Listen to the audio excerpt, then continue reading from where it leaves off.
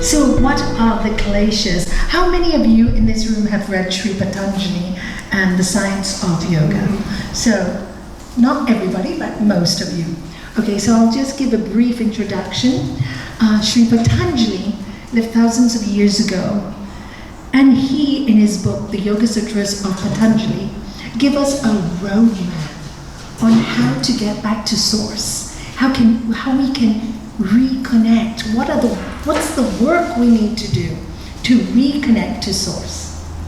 So for me, this book has been psychology par excellence. I haven't seen a higher psychology than this one. And as Carl Jung said, a person only really heals when they touch their superconsciousness. And more psychologists today are realizing this. And you only really heal when you learn to do it for yourself. So this book is a book of healing and why you heal when you follow this path. So today we're talking about the Kleshas. So the Kleshas, Sri Patanjali tells us in Book 2, Sutra 3, there are few things that bring us back to the same problem, to the same life, to the same anguish, frustration, fear. And he says the reason why we keep going round and round this chain of suffering is because of ignorance. There are 5 things he lists, and the first one is ignorance. And that's the most important one. And ignorance is avidya in Sanskrit. What does he mean by ignorance? Ignorance is taking the impermanent as permanent, taking the non-self as the self, taking things that are painful to be pleasant. And this is what ignorance is. So let's put it in simple language. We all know we're going to die one day, correct or incorrect? How many people walk around as if we're never going to die? So lead us from unreal to real. So what are we? Fact. We are energy. People now say we're chi or prana or whatever you want to call it. Doesn't matter. We're energy. We're soul. So what is the soul? Soul is spirit with the mind. So we come to earth as an individual soul with our mind set, and we choose a destiny where we can grow and learn from.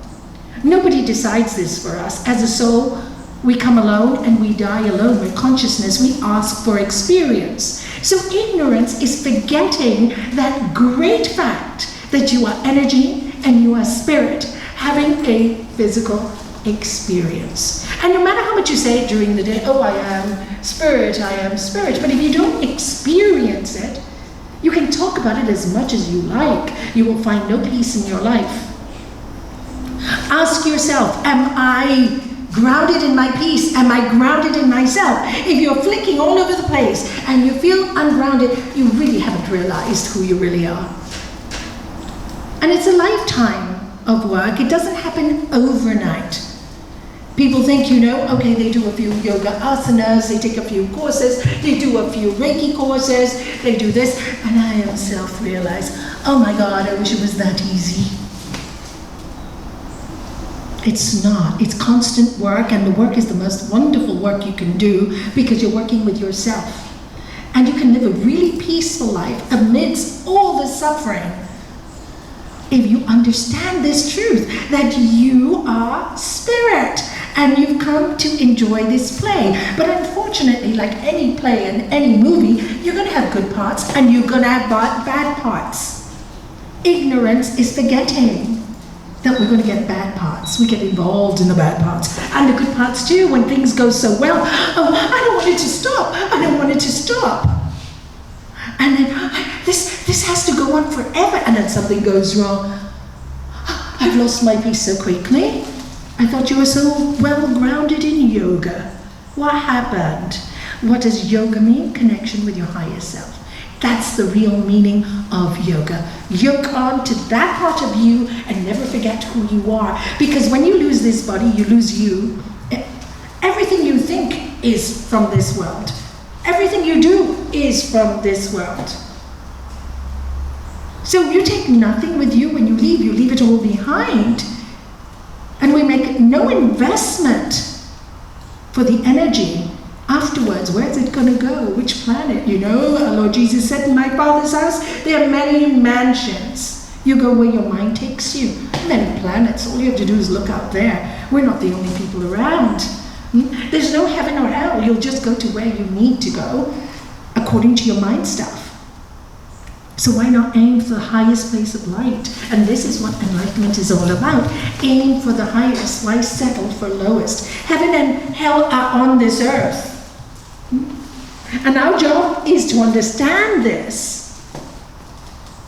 To understand this so that we don't feel penalized or punished when things go wrong. There's no God punishing you, but a lot of nonsense. Lead us from unreal to real. Lead us from darkness to the light. Lead us from the fear of death to the knowledge of immortality. Ignorance. We think this life is permanent. It is not. So don't waste time. This is my message to most people, and this is why I love my work, to remind people we're impermanent, so make the most use of your life here on earth. And this is what we talk about in yoga, Sat Chit Ananda, which happens to be the name of my beloved master. Truth, knowledge, bliss. Live in truth. Live in truth. Live in your truth. And make that truth holy. Make that truth kind. Make that truth generous. But live in truth. Knowledge. Live in consciousness. Be aware of how you are living your life.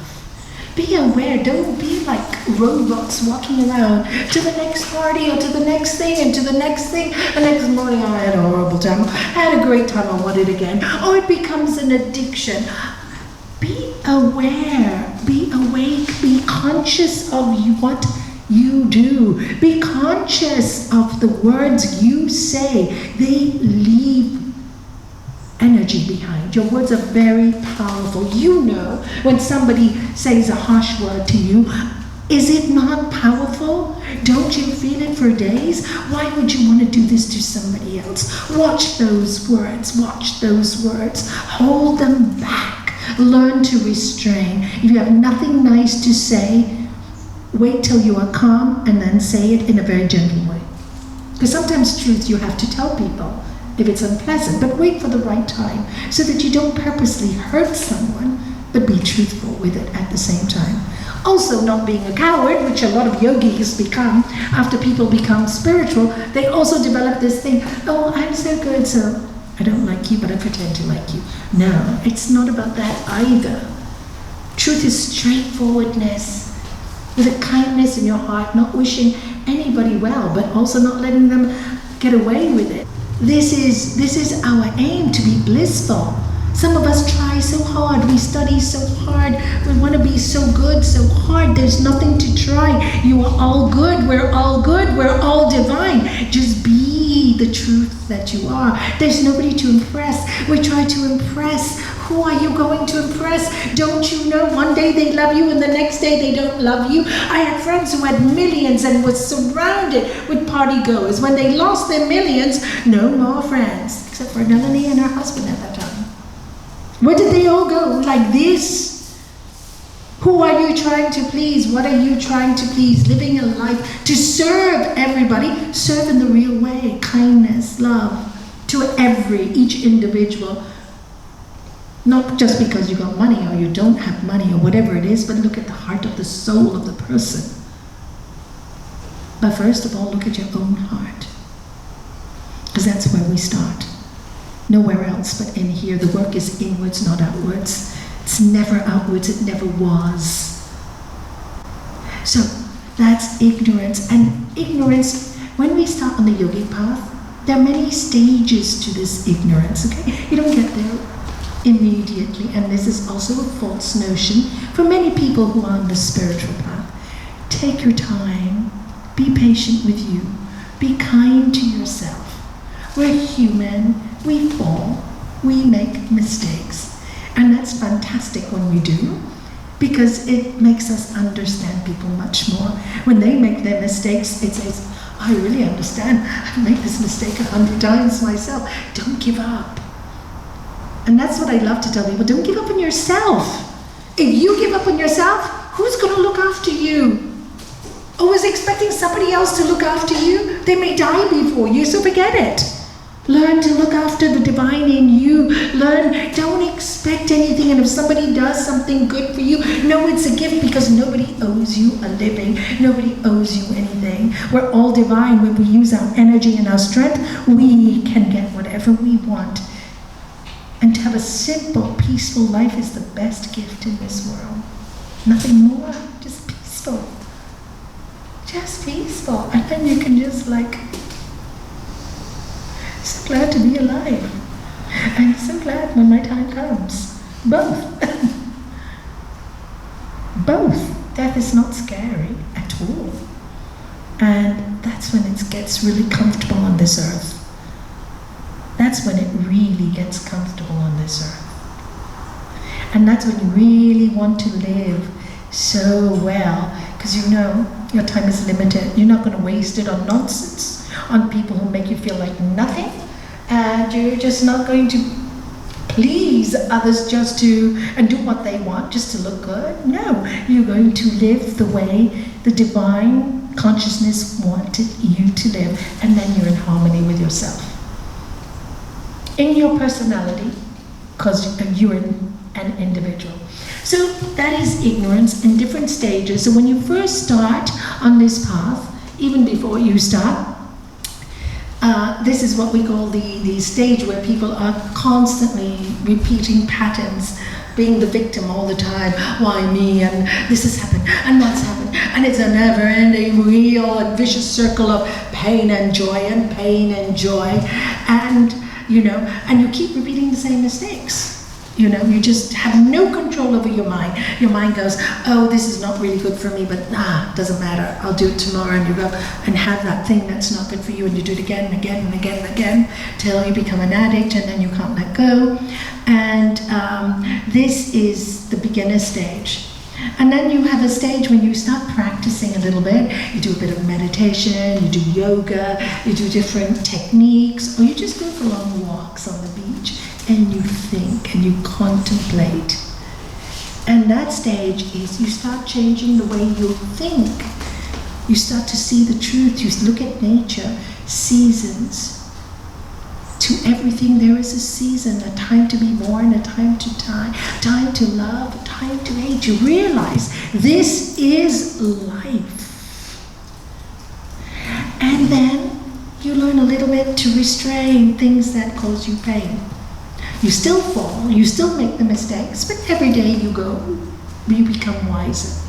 Then the next stage of the yogi is when you're quite firm in your practice after many years of practice, but still those old desires keep popping up.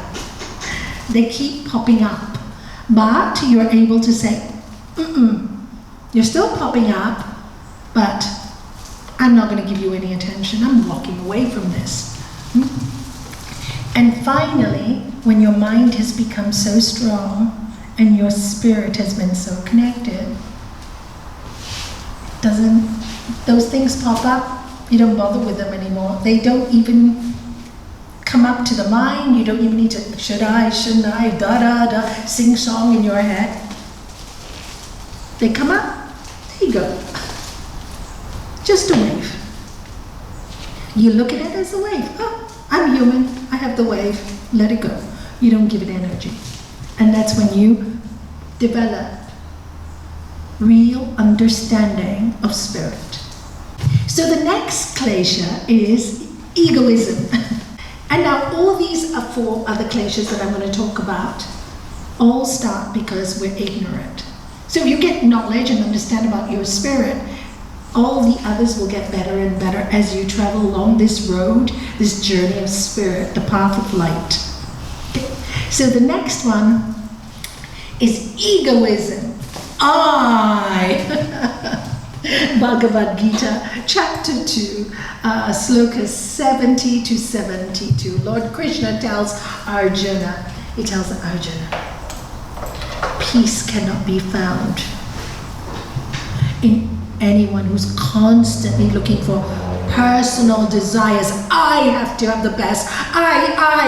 You have to look after me. I, me, mine. I, my life. It's all about me. Peace can never be found in such a mind.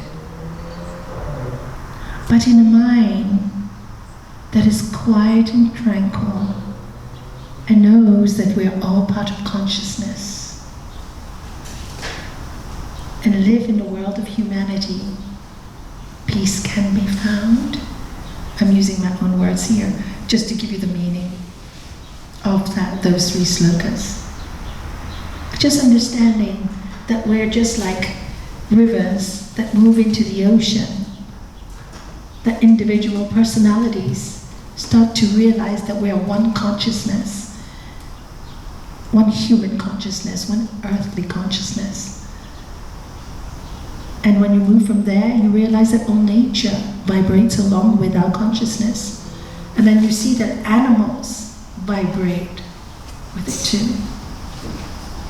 Animals, they feel, they're part of you, they're all part of us. And this is how we start to understand that it's all consciousness. And egoism happens because either we are too self-important, we think we're so important, and everybody has to work their life around us, or it also happens when you have no self-confidence and you think you're not worth anything. Oh, I'm not good enough, so I'm not going to do that. That's also a lot of self-consciousness, isn't it? Always thinking, oh, I'm not good enough, so I'm not going to do this. Oh, I'm shy, as if it's a good thing. It's not a good thing. You have a personality. Don't run away from who you are. Be who you are. Wake up. That's also, this low self-esteem is not good for yogi. So it's neither too high nor too low. Find the balance. Know when to apply humility. Know when to act. And my master would say that. He would say, he said, roar like a lion when you have to, and when you also have to, be as soft as a lamb.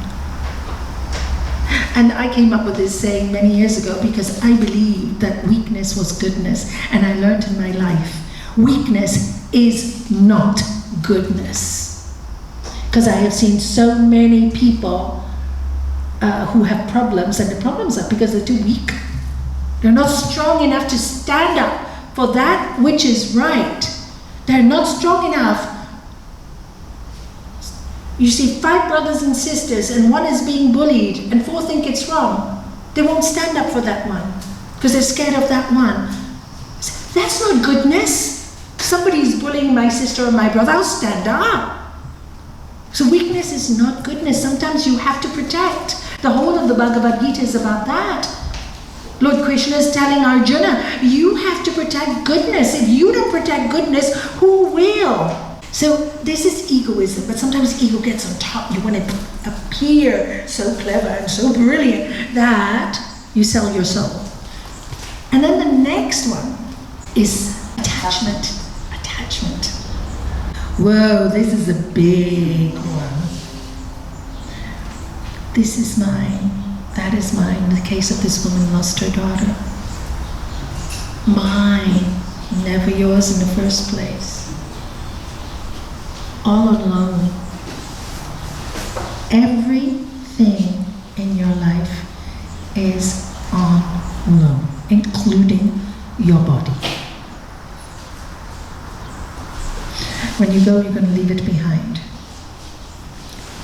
So every time you see yourself getting very attached to your home, your children, how do you know you're getting attached? Control. You want to control it. You're getting stressed out. You can't control a situation. You can't control it. You just can't control it. So you're getting, when you feel this, I can't control it, and that's attachment. Watch out for that. Watch out. As if anything was in your control anyway. And that lesson came to you to teach you to let go. Nothing is ours. Nothing is ours. Everything's on loan. But there's a good flip side to this. When you know everything is on loan, guess what? You're so excited when you get up in the morning because I'm so lucky to have such a nice, comfortable bed to sleep on.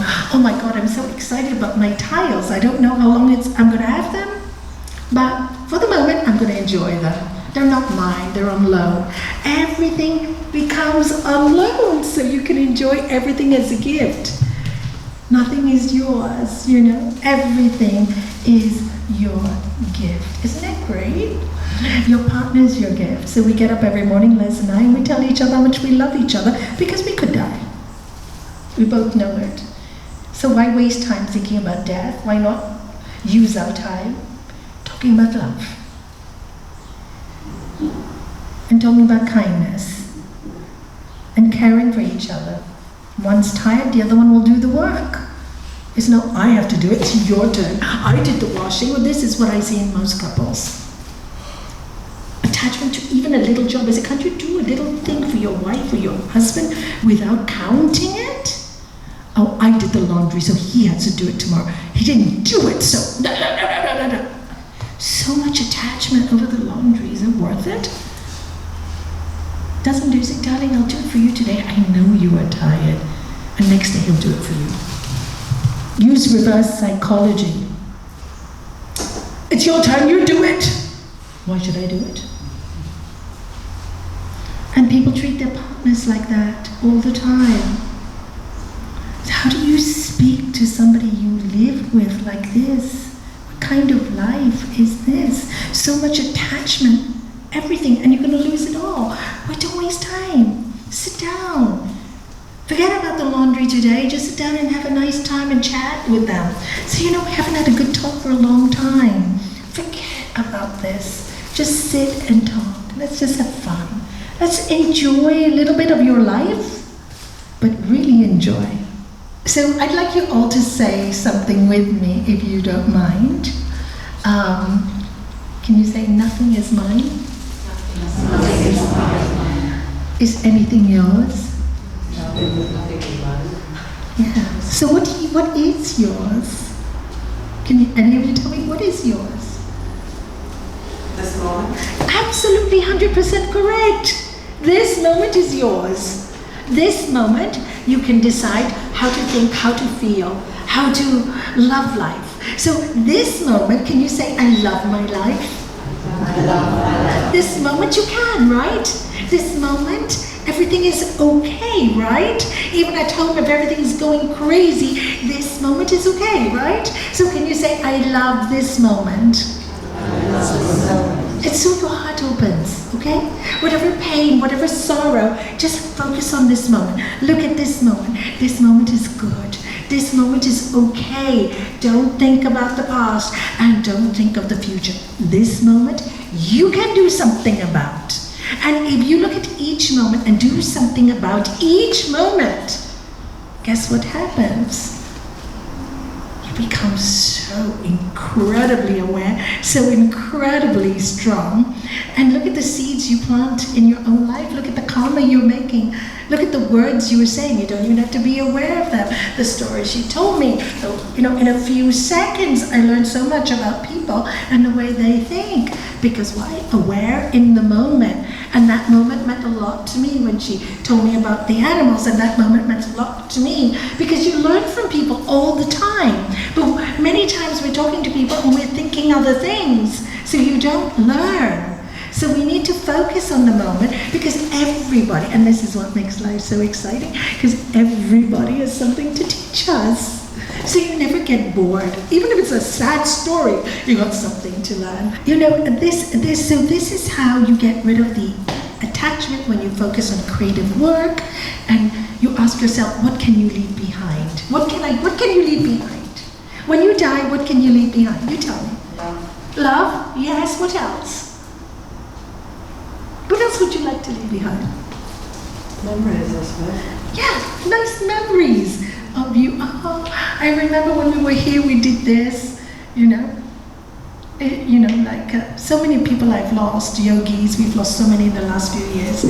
And, you know, the last few years of their lives, I've watched them change, One comes to mind called Patty, who we loved very much at the center. She was always a nervous wreck. But when she left, she filled our center with peace. She used to chant in this loud voice and make us all saying, truth is one, parts are many, let us live in peace and joy. And every time somebody chants, a vision just comes to me. I can't help it. That joy, that laughter, and she was always laughing in the end. And she always used to say in every single class to us, oh, I'm so sad I learned this at 54 years old. I wish I'd learned this 20 years back. Every class, right? As she got older, she died at 70 from cancer. But she died beautifully, and her husband looked after her beautifully, and all her yogi friends were surrounding her. So she had a beautiful death. What more could she ask for? So the next one is aversion. What is aversion? I don't want. I don't like in that way. Okay, it's something like you very judgmental. Yeah, do you hear that word judgment with aversion? So aversion, and I remember once I said to my master, I said, Gurudev, I don't want to do it. A teaching, I don't want to teach, right? Many years ago. And he goes, Nalanie, it's not about what you like or what you don't like. This is what you have to do, it's your job. Neither attachment nor aversion. Just do it. Stop complaining.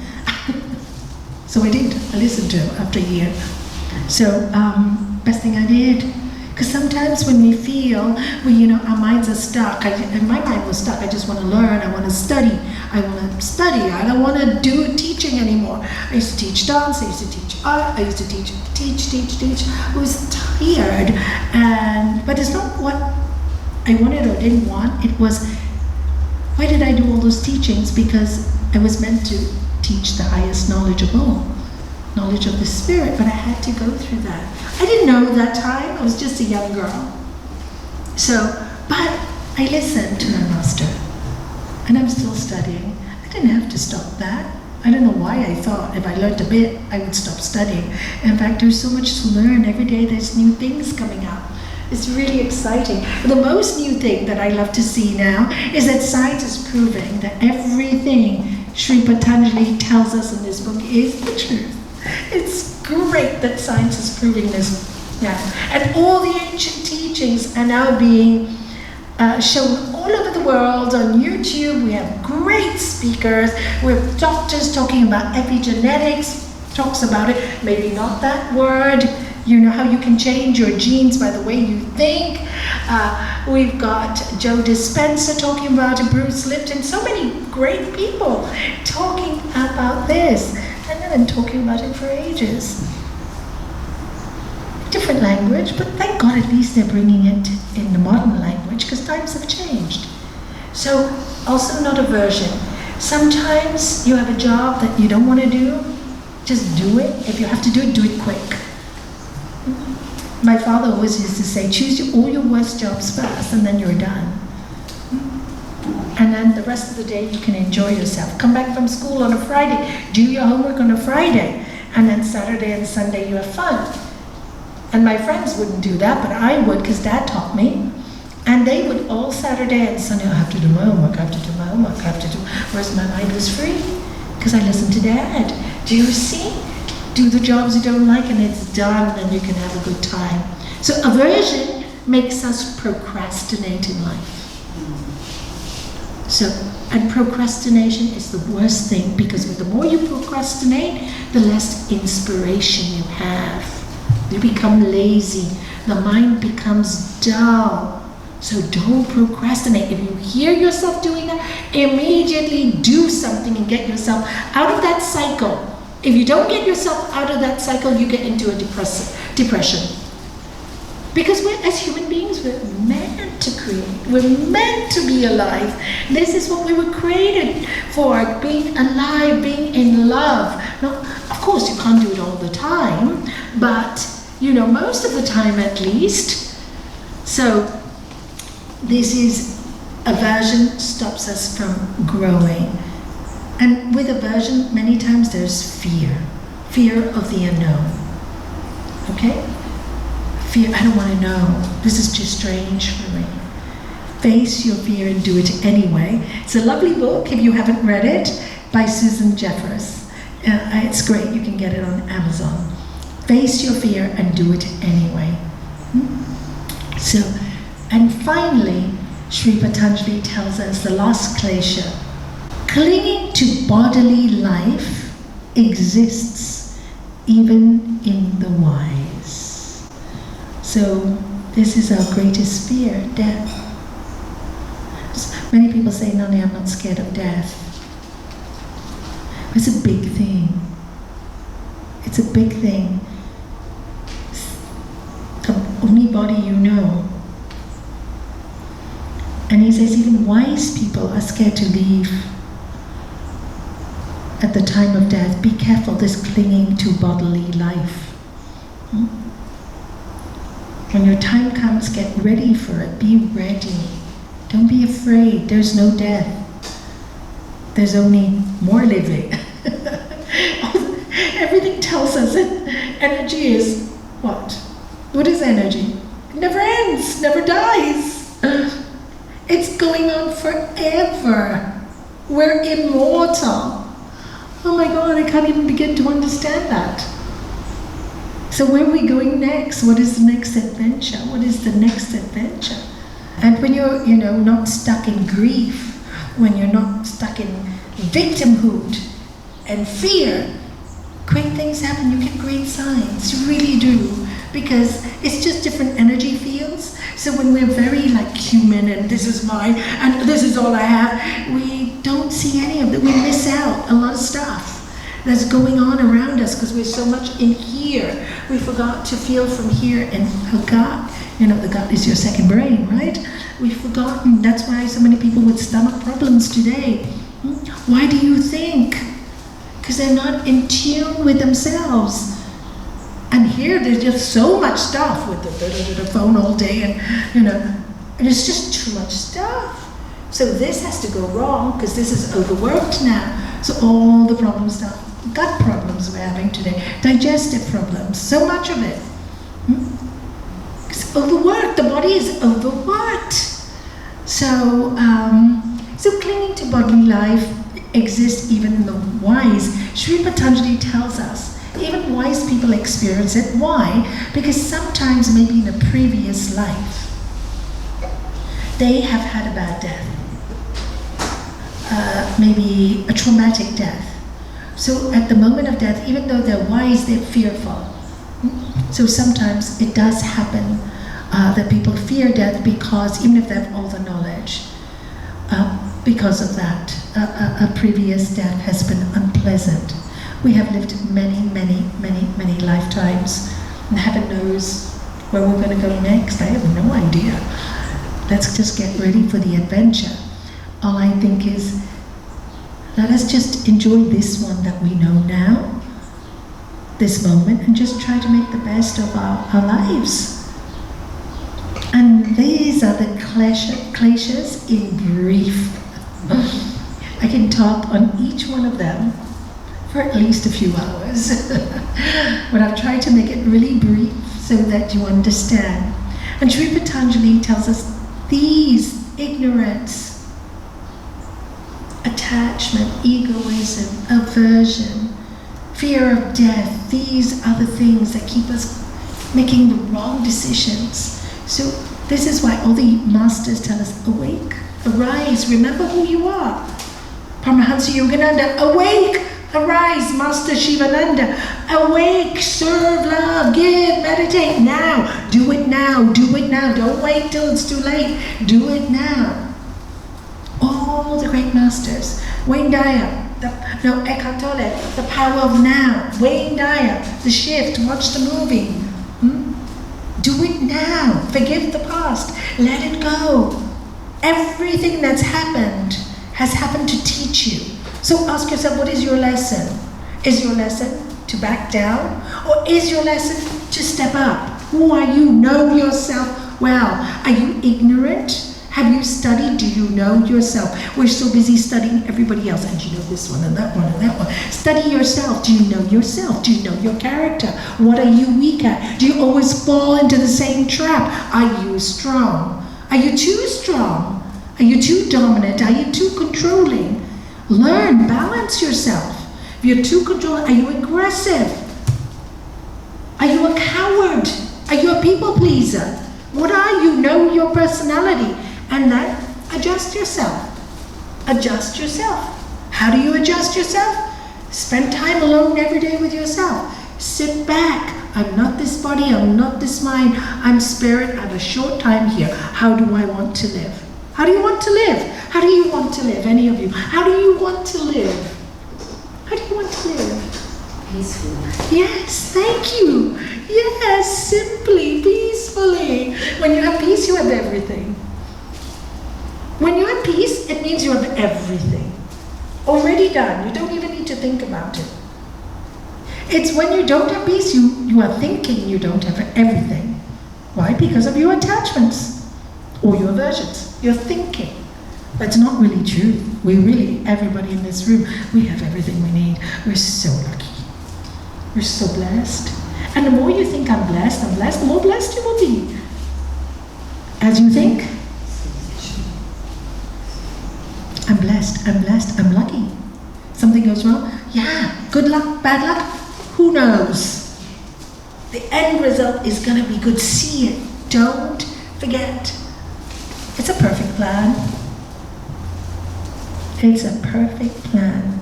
We asked for the show, so we're getting a show. We asked for human existence. Can you imagine if nothing happens in your life, there's nothing for you to do? You'd be very bored.